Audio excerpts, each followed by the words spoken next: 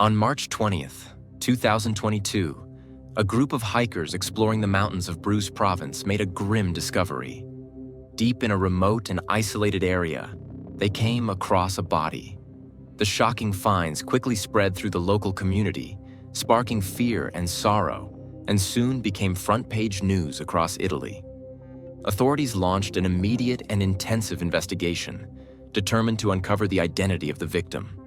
Investigators released every possible clue that might assist in recognition, including descriptions of tattoo fragments that were still visible on the body. When police published these details, the response online was swift and overwhelming. Within hours, social media communities began connecting the markings to a woman named Carol, who had been missing for some time. What had once been whispered doubts and quiet fears now exploded into a storm of public grief and discussion, as many came to believe that their darkest suspicions surrounding her disappearance might have finally been confirmed. Dear viewers, please don't forget to like, leave a comment under the video, and subscribe to the channel so as not to miss new videos. This is very important to us. Carol Malti was born on January 15, 1995, in the small yet culturally rich Italian town of Cestocand, which lies gracefully on the scenic shore of Lake Maggiore. The region is known for its tranquil landscapes, charming villas, and the timeless beauty of Italian lakeside life.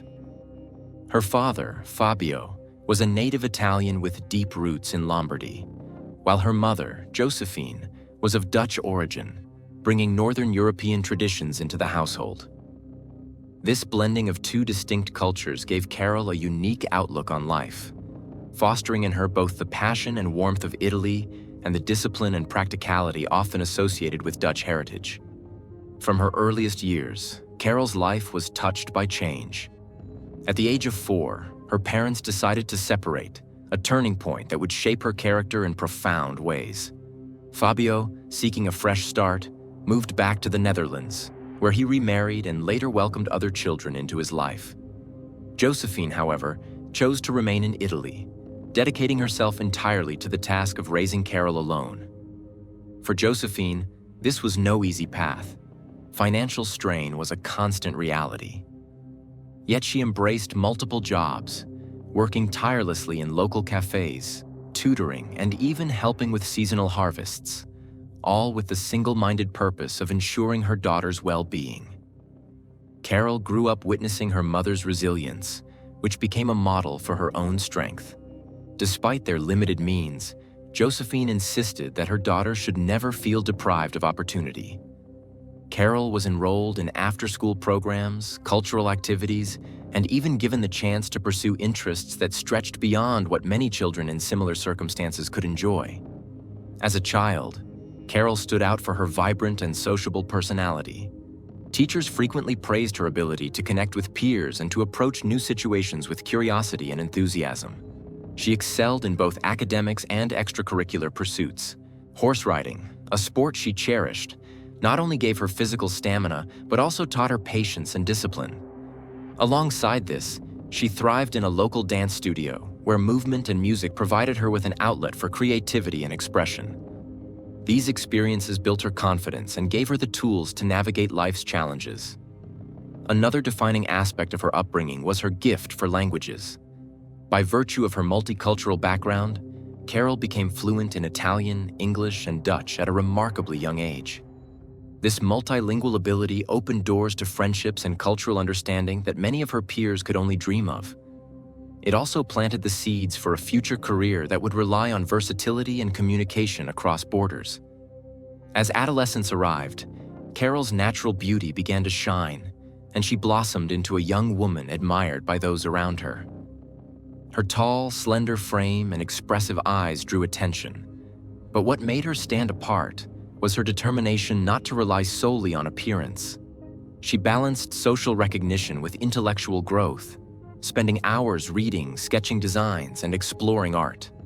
When she finished school, Carol set her sights on a professional path that combined both creativity and technical skill. She was accepted into a respected technical university, where she studied industrial design, art, and fashion. Her professors quickly noticed her extraordinary diligence and innovative thinking, often citing her as one of the brightest in her course. She dreamed of creating her own clothing brand, one that would merge elegance with functionality, and she dedicated herself fully to this vision. Yet life is rarely linear. During her first year at university, Carol's world shifted dramatically when she discovered she was expecting a child. The father was her classmate, an architecture student a year her senior. Both were young, ambitious, and unprepared for such responsibility. The news was shocking and overwhelming, but after long conversations and emotional reflection, Carol decided firmly to continue with her pregnancy. In 2016, at the age of 20, she gave birth to a son. Motherhood instantly transformed her world. The joyful arrival of her child also meant setting aside her studies, as she and her partner simply did not have the financial stability to balance education with raising a newborn. Both made the difficult choice to leave university, trading academic aspirations for the realities of supporting a small family. Seeking new opportunities, Carol and her partner relocated to Verona, a larger city with better prospects. Life there was not easy, but it brought new routines and new strength. Carol secured work as a sales consultant in a large cosmetics and perfume chain, where her friendly personality and knowledge of languages helped her excel in customer service. Meanwhile, her partner worked freelance projects from home while also taking on the role of primary caregiver. Though Carol often longed for the world of design and fashion, she found fulfillment in being a devoted mother, cherishing the small milestones of her son's early years. Despite their dedication, financial struggles continued to weigh heavily. Rent, childcare, and daily expenses left little room for stability. By the beginning of 2020, just as Carol and her family were trying to find steadier footing, the global COVID-19 pandemic struck. Like millions worldwide, Carol was suddenly confronted with job loss, as the store where she worked was forced to close due to lockdown restrictions. The pandemic brought with it uncertainty, isolation, and an urgent need for reinvention. With a child depending on her, Carol felt both fear and determination. She searched relentlessly for ways to earn income while balancing her role as a mother. In this period of upheaval, she stumbled upon information about an online platform, an opportunity that promised not just financial relief, but also a chance to reshape her future. While strolling through forums and articles in search of financial opportunities, she came across countless stories of people who had dramatically improved their lives by sharing content and cultivating an audience. Many of these stories painted a glamorous picture: quick earnings, freedom, and recognition. To a young mother struggling to make ends meet in a time of global uncertainty, these narratives sounded almost too good to be true. At first, Carol was skeptical. She was not naive. She understood that the internet was full of exaggerated promises. Yet the weight of financial hardship, coupled with her determination to provide a better future for her son, eventually convinced her to give it a try. With a mixture of hesitation and hope, she began posting modest photographs and short lifestyle videos. She did not expect much, but to her surprise, the first wave of subscribers arrived quickly. Even small payments from the platform gave her a sense of possibility. Still, the numbers told a harsher truth. Her early earnings amounted to around $180 a month, barely enough to cover a fraction of the bills. Carol soon realized that success stories circulating online rarely matched the reality of most creators. If she wanted a more sustainable income, she would need to stand out, invest more energy, and offer content that pushed beyond the ordinary. It was in November 2020 that her life took another sharp turn.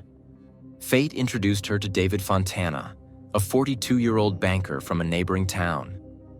Outwardly, David was the picture of respectability. A family man with a steady career and a reputation for being disciplined and successful. Yet behind this polished exterior, he nurtured a private fascination with photography, particularly portrait work, which he rarely shared with colleagues or friends. While searching online for models to collaborate with, David stumbled upon Carol's profile. Something about her presentation caught his attention. Her energy, her confidence, and her willingness to experiment with creative visuals. He reached out, suggesting a collaboration. After some initial hesitation, Carol agreed, and they arranged a meeting for a photo session. From the very first shoot, there was an undeniable chemistry between them. Their working relationship quickly crossed into personal territory.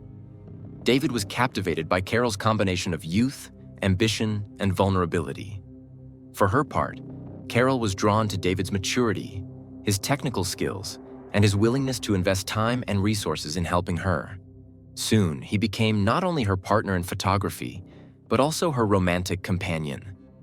Through 2021, Carol's online presence grew rapidly. With David assisting in photography, video production, and editing, the quality of her content improved noticeably. Her subscriber base expanded, her income rose, and she was finally able to provide her son with greater stability. Encouraged by the momentum, Carol even made appearances in collaborative film projects, which further boosted her recognition. By March 2021, David's personal life had shifted dramatically. His marriage, already strained, collapsed entirely, and he chose to divorce. Soon after, he and Carol moved in together. Their shared life blended romance with work as they continued producing content as a team. David received a share of the earnings in exchange for his contributions, and on the surface, they appeared to be building a successful partnership. Yet beneath the success, Carol carried heavy doubts.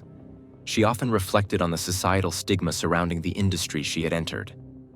Despite her financial progress, she felt the moral weight of judgment. On social media, she became outspoken, advocating for greater understanding and acceptance of people in her profession. She argued that creative expression online should not be automatically condemned, and she hoped her openness would gradually challenge stereotypes. Still, her heart longed for something different. By the beginning of 2022, Carol confided in close friends that she dreamed of stepping back from her online career. She spoke of returning to Verona, closer to her son, and pursuing more conventional work. She wanted stability, a calmer life, and the chance to reclaim the artistic dreams she once had as a student of design. During this period of transition, Carol met Salvatore Galdo, an actor known within the same creative circles she had recently entered.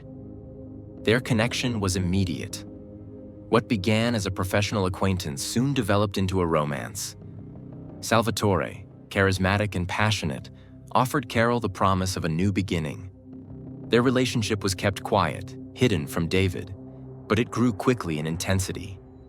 At one point, Salvatore even proposed to her, presenting her with a ring that symbolized the possibility of marriage and a different life. This left Carol at a crossroads. On one hand, she had stability with David, a man who had invested himself deeply in her career and stood by her through growth and hardship. On the other, she had newfound emotions for Salvatore and a powerful desire to reshape her destiny. She intended to have a difficult but honest conversation with David, yet finding the right moment proved elusive.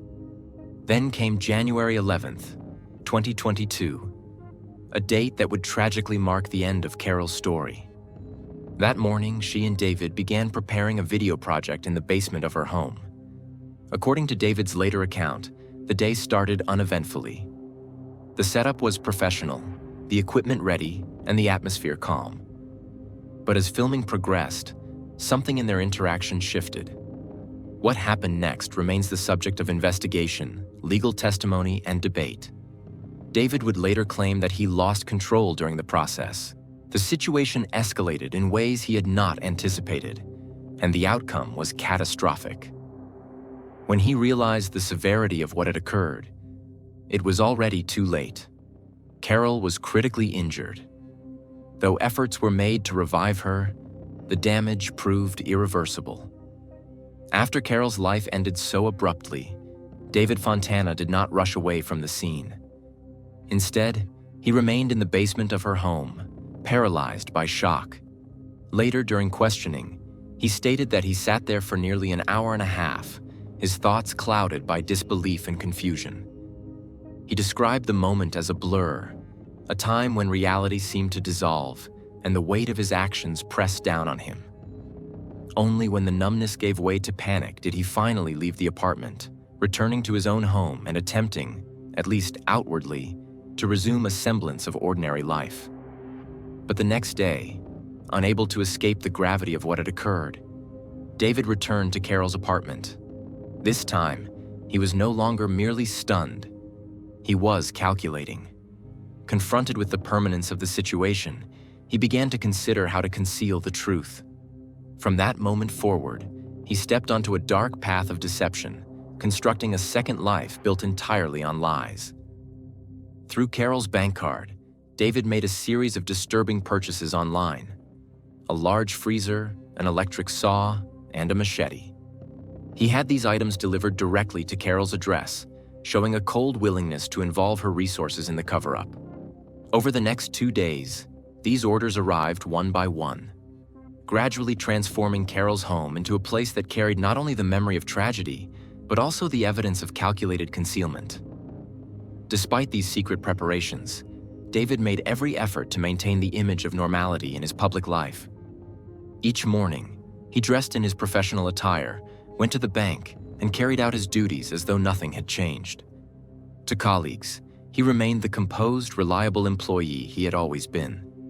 Friends and acquaintances saw him at social gatherings and assumed he was living an ordinary life. Beneath this facade, however, his private hours were consumed by one mission: ensuring no one discovered what had truly happened. David gained access to Carol's phone, her email, and most importantly, her social media accounts. Over the following weeks, he carefully curated her digital presence. He responded to messages from friends, family, and even fans, pretending to be her. He invented excuses, claiming that Carol was busy, tired, or traveling. He even paid the rent for her apartment using her accounts, ensuring the space remained untouched and suspiciously active. On social platforms, he shared photos from Carol's archive, old pictures that still seemed fresh enough to pass as recent. To the casual observer, Carol was still alive, still working, still communicating. For nearly 2 months, this digital masquerade convinced almost everyone.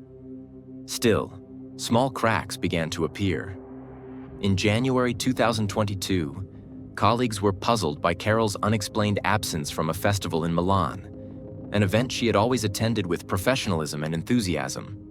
Those who knew her best noted that she had stopped answering calls, resorting only to text replies. Her mother, in particular, grew uneasy. Carol had always made time for her family, no matter how busy her schedule. Something about the abrupt silence felt wrong. At first, however, most dismissed these concerns. Many assumed Carol had chosen to take a break from her fast-paced life, or perhaps had gone on an extended trip. David's impersonations were convincing enough that doubt never solidified into alarm. Everything began to change in early March 2022, when journalist Andrea Tortelli received an anonymous tip from a longtime fan of Carol. The fan expressed concern that Carol's online activity had become suspiciously repetitive, lacking the authenticity of her usual posts.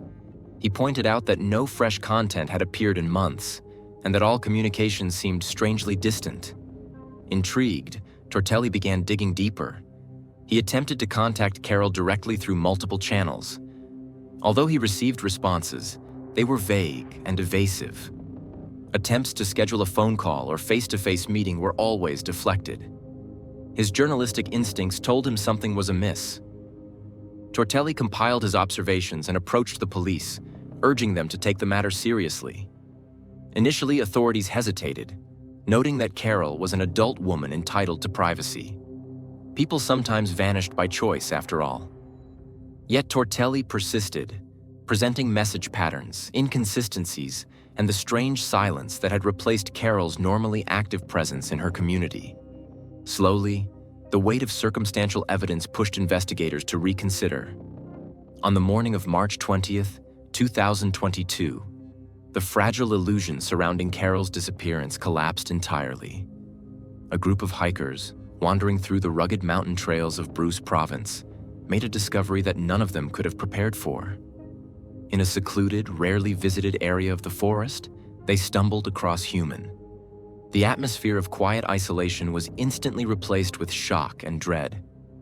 News of the discovery spread rapidly, rippling through the local community and quickly dominating headlines across Italy.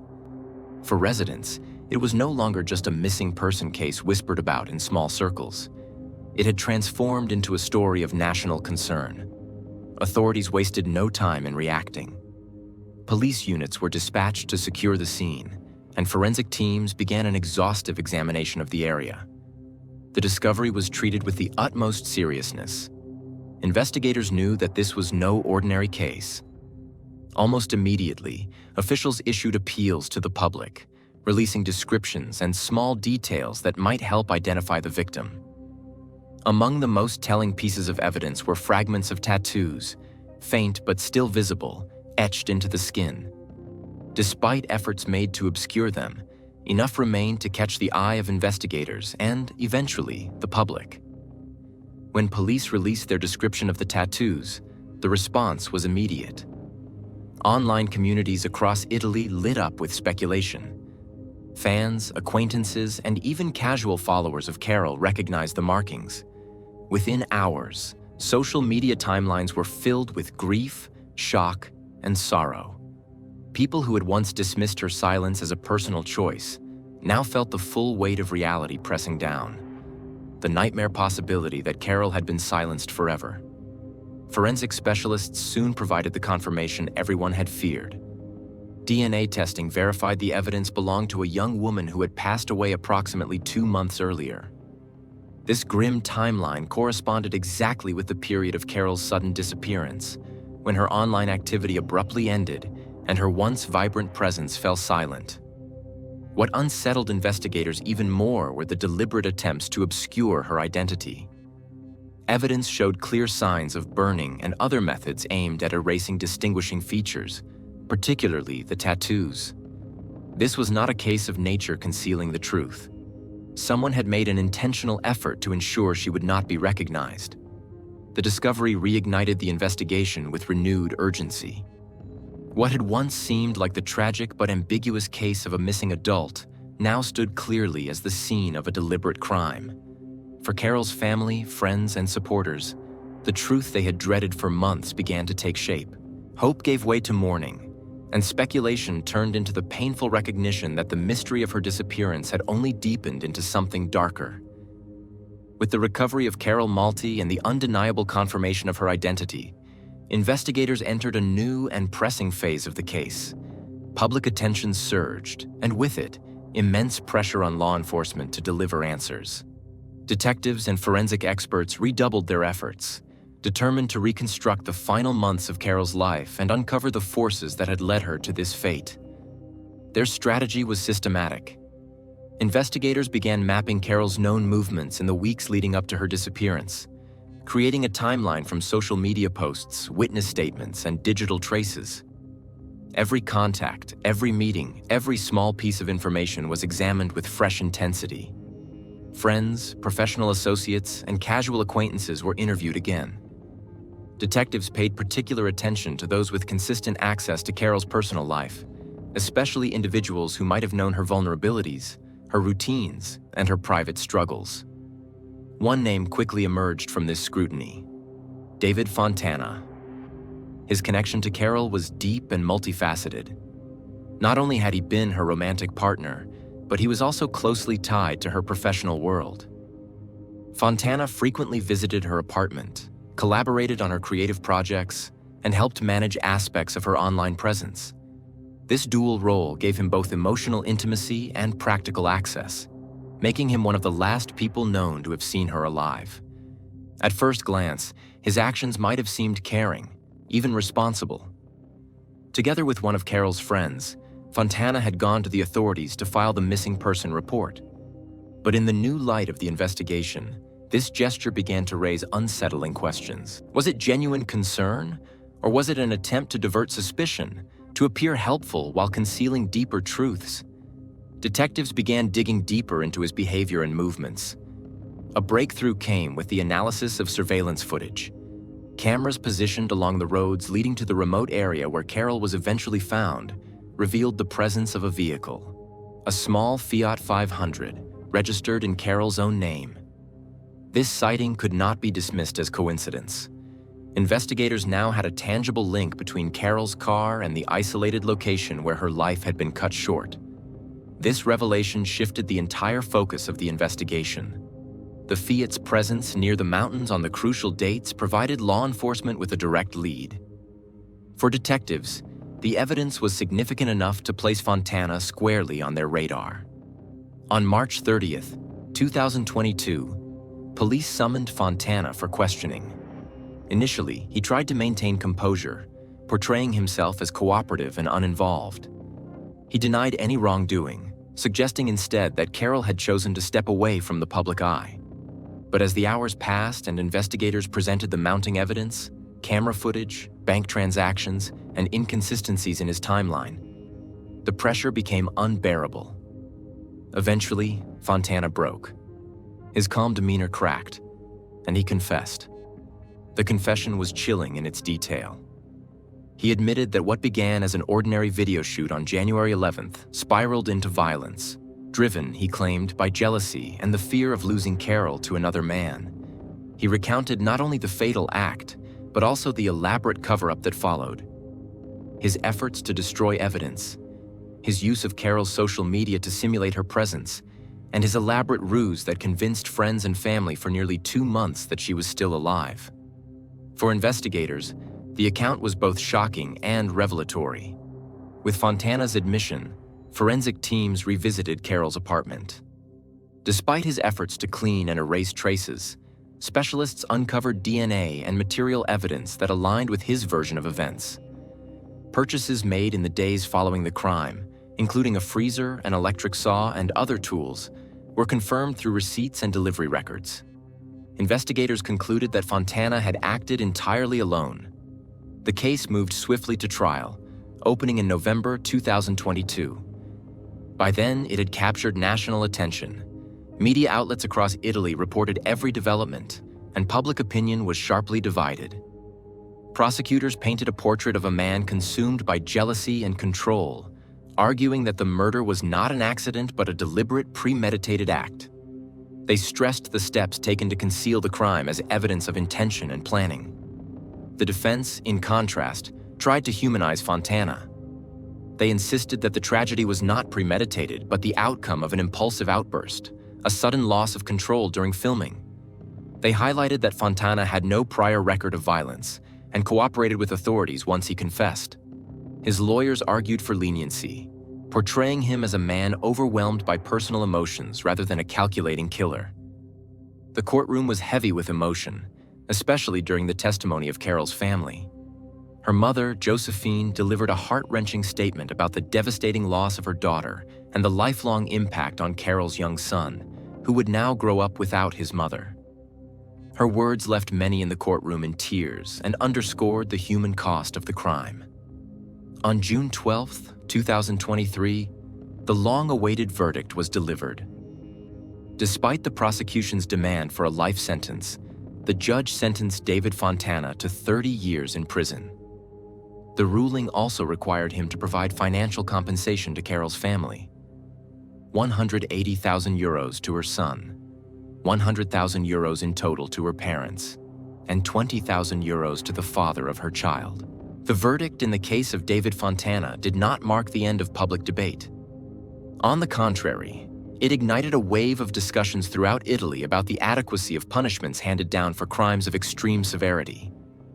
Many citizens, legal experts, and social commentators questioned whether the 30-year sentence was sufficient, particularly in light of the deliberate deception and prolonged cover-up that followed Carol's death.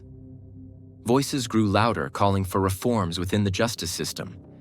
Reforms that, in their view, should ensure harsher penalties for crimes marked not only by violence, but also by calculated efforts to mislead families, investigators, and the public. For some, the case highlighted a perceived imbalance. While the law had functioned within its established framework, society felt the punishment did not fully reflect the magnitude of the harm caused. Editorials in major newspapers debated whether the Italian penal code was keeping pace with contemporary expectations of justice.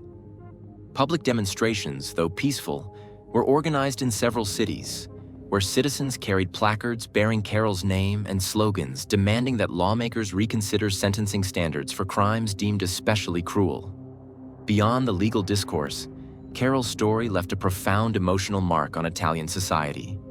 She was remembered not only as a young woman whose dreams were cut short, but also as a devoted mother, a daughter, and a friend whose kindness and determination had touched many lives. Her tragic fate shed light on a broader issue often overlooked: the vulnerabilities and risks faced by individuals working in the entertainment and online content industries. These sectors, though modern and increasingly common, still carry stigma, misunderstanding, and a lack of protective structures. Friends, colleagues, and even people who had never met Carol came together to honor her memory.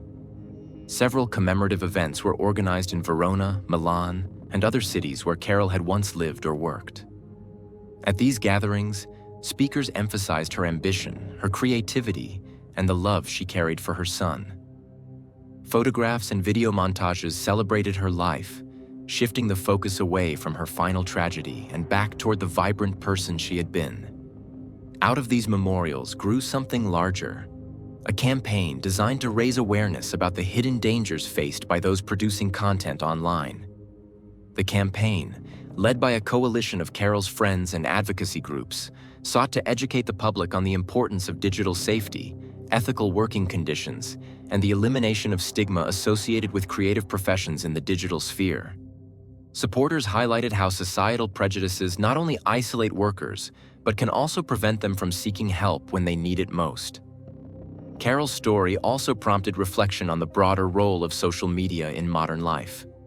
For 2 long months, her online presence had been fabricated by someone else, convincing friends and fans alike that she was still active. This chilling revelation made many realize how easy it is to construct an illusion of normalcy on digital platforms, even while concealing a painful reality. Experts urged people to remain vigilant. If a loved one suddenly communicates only through text, avoids calls, or repeatedly offers vague excuses, it may be a sign that something is wrong. Schools, community organizations, and journalists began holding discussions about the importance of checking in on one another and recognizing subtle changes in behavior online. For many, Carol's case served as a stark reminder that technology, while powerful, can also mask danger. In the aftermath of this tragedy, her name became a symbol, not just of loss, but of awareness, change, and resilience. Campaigners expressed their hope that Carol's story, though heartbreaking, might help prevent similar events in the future. By remembering her, by speaking openly about the risks faced by vulnerable individuals, and by pushing for reform, society could transform grief into action. Her mother, Josephine, perhaps expressed it best during one of the memorial events. Standing before a crowd holding candles in Verona's main square, she said, "I do not want my daughter to be remembered only for the way she left this world. I want her remembered for the way she lived, for her kindness, her strength, and the love she had for her little boy. If her story helps save even one other person, then her voice will continue to live on."